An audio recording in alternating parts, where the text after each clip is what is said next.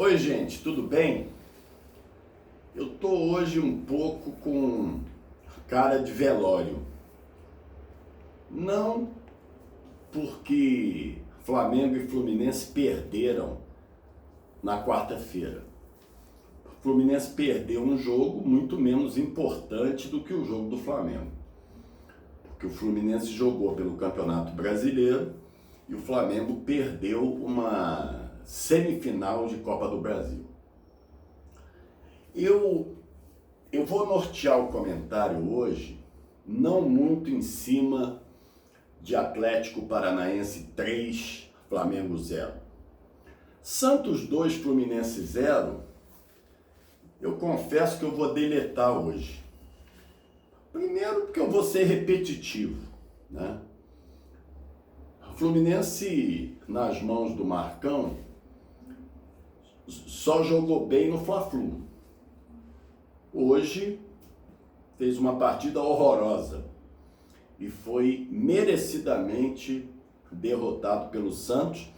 Aliás, Fluminense que foi o único time que tomou mais de um gol do Fábio Carille como técnico do Santos. Essas estatísticas provavelmente os defensores do Marcão não irão colocar, porque eles só botam as estatísticas a favor do Marcão. As estatísticas contra eles não botam. Então, eu vou deletar. Mais um que o Fluminense ressuscitou, o Santos Futebol Clube. Sobre a derrota do Flamengo, desde já, eu vou dar a minha opinião sobre o Renato Gaúcho e depois eu vou abordar um outro tema. Não tem mais clima para a permanência dele. Qual é o grande problema do Renato dirigindo o Flamengo nas últimas rodadas e nos últimos jogos? A falta de inspiração tática do treinador. Isso é nítido. Mas aí justifica-se a saída dele. Não porque o Flamengo tenha que tirá-lo amanhã, porque não tem compromisso importante. Ele tem um compromisso importantíssimo daqui a um mês. A final da Libertadores contra o Palmeiras em Montevidéu. E se o Renato permanecer,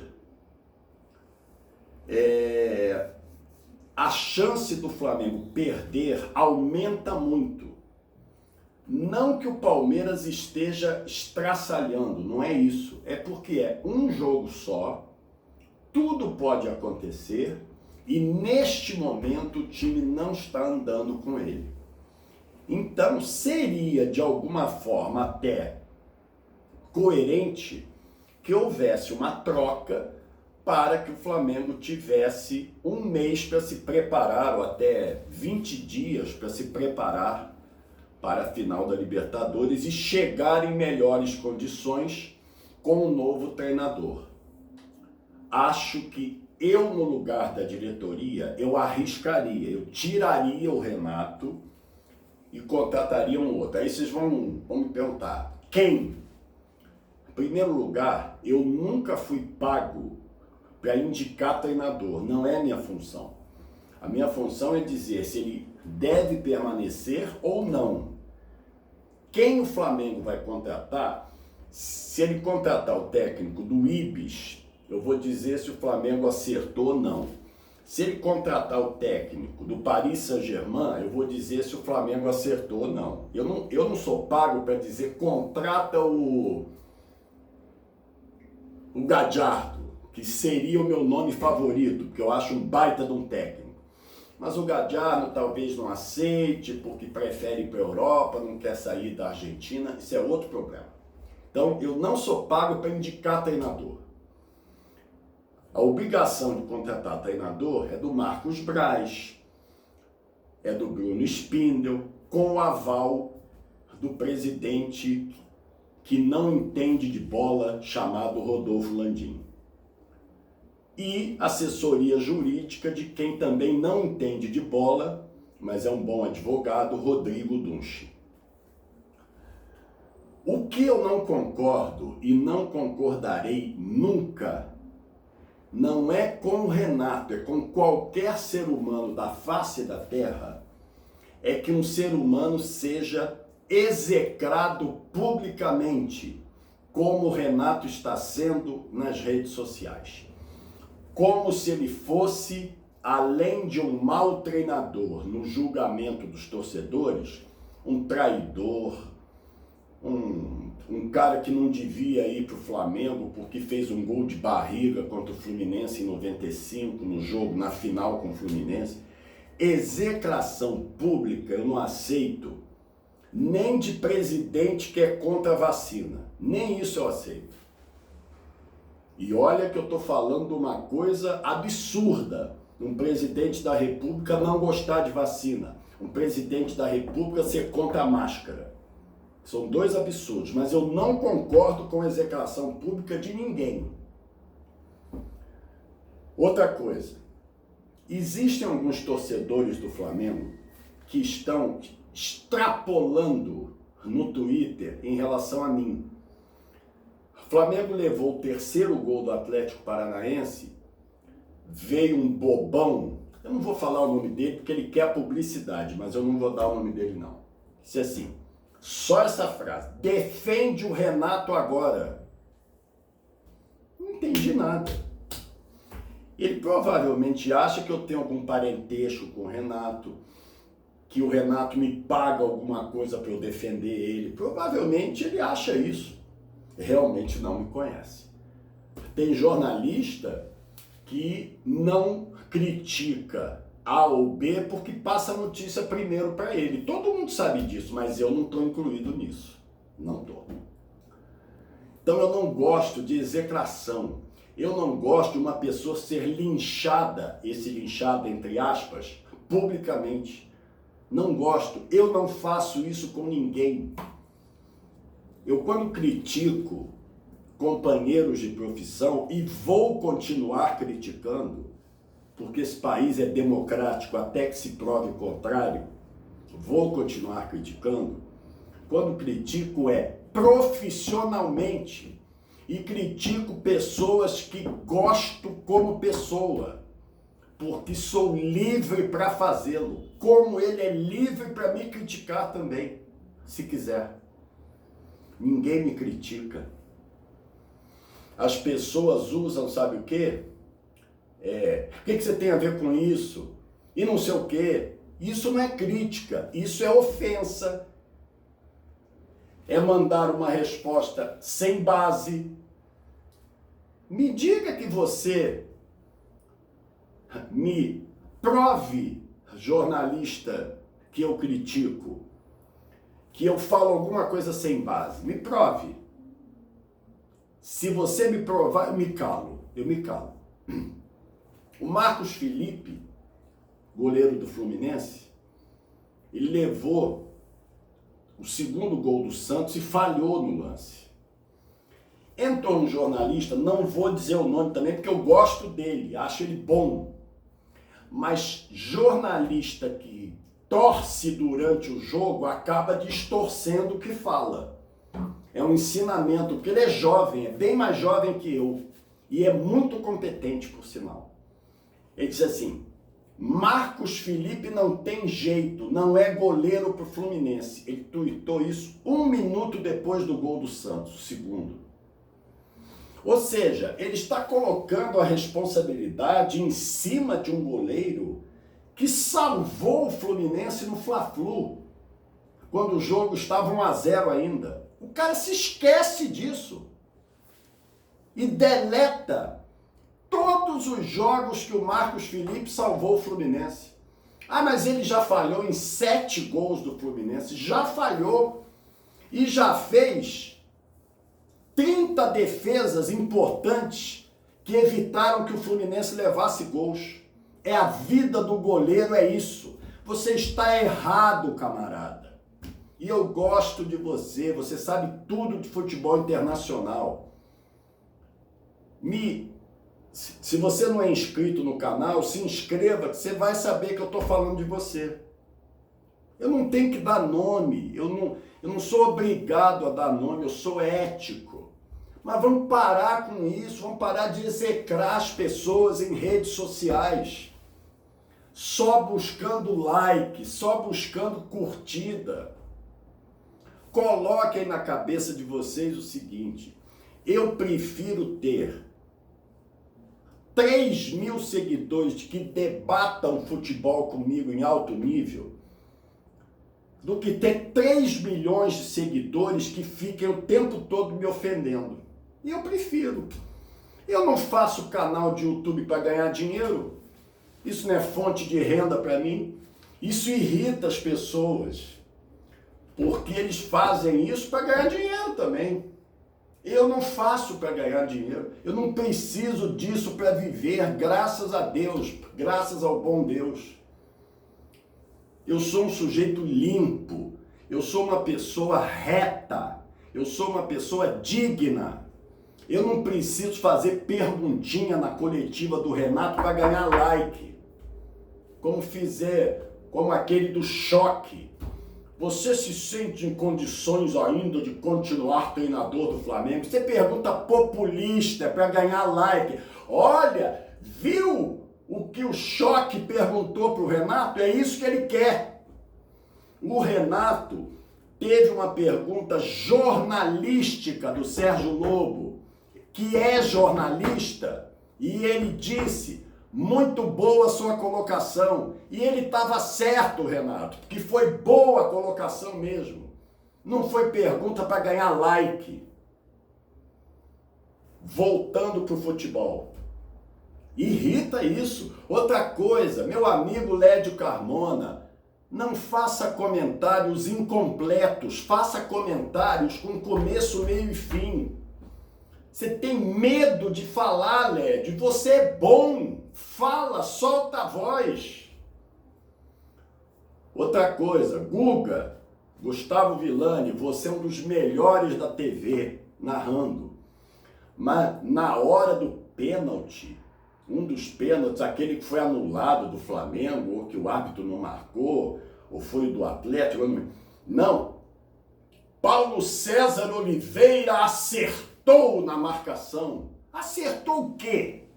Acertou o quê, Guga? Só porque o árbitro teve a mesma opinião que ele, você disse que o Paulo César Oliveira acertou? Como se o Paulo César Oliveira não errasse nunca. Erra toda hora. Erra toda hora. Bota ele para comentar central do apito num jogo que o irmão apita, o Luiz Flávio. Aí é que eu quero ver a independência mesmo. Bota lá. Por que ele não pode comentar jogo que o irmão apita? Ah, porque ele vai defender o irmãozinho? Não, se ele tiver personalidade, ele vai dizer que o irmão errou. E ponto final. Mas não bota. Então é tudo muito hipócrita, é tudo muito fingimento. É por isso que eu vejo o jogo sem som normalmente. Voltando ao jogo. Olha, não foi passeio do Atlético Paranaense, não senhor. O resultado é enganoso. A classificação do Furacão é justa, mas o resultado é enganoso. O Atlético jogou para ganhar de 3-0 do Flamengo? Não jogou não, senhor. Não jogou não, senhor. O jogo estava 0-0 e o Flamengo estava melhor, pressionando, ou não estava. Aí acontece um gol de pênalti, numa bobagem do Felipe Luiz, um pênalti claro. O Diego Alves papa um frango, o segundo gol do Atlético, e o terceiro foi no contra-ataque. Terceiro a gente nem conta. E 3-0 virou goleada na coletiva. 3-0 não é goleada, goleada é 4-1. 3-0 não é goleada, não. Existe sempre essa polêmica. Claro que não é goleada 3-0. 3-0 é placar clássico, não é goleada. Mas, diante de conveniências, para uns, 3-0 é goleada, às vezes, em outros momentos já não é. A minha opinião é essa.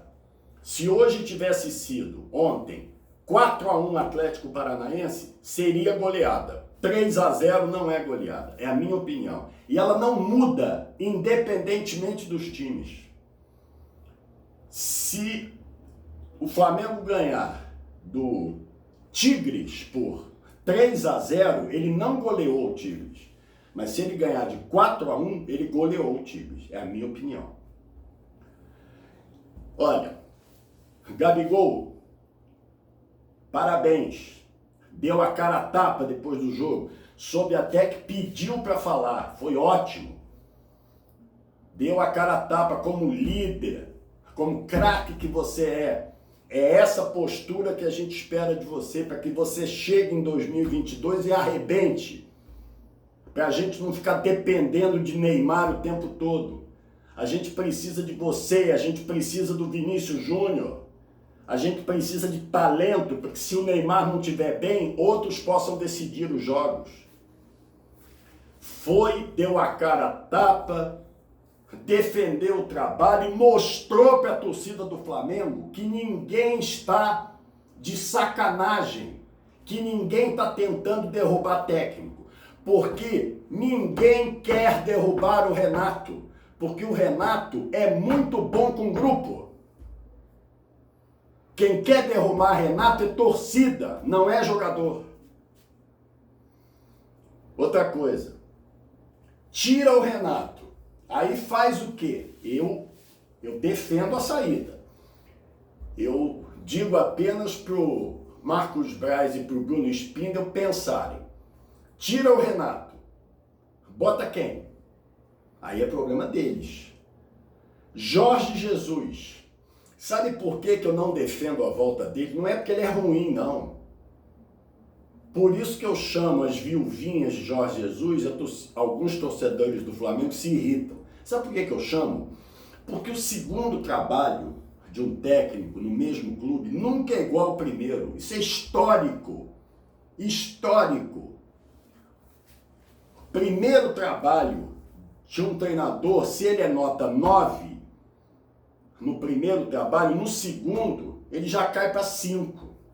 Quem é que garante que o Jorge Jesus vai fazer o mesmo trabalho que fez em 2019? Ninguém. Ninguém.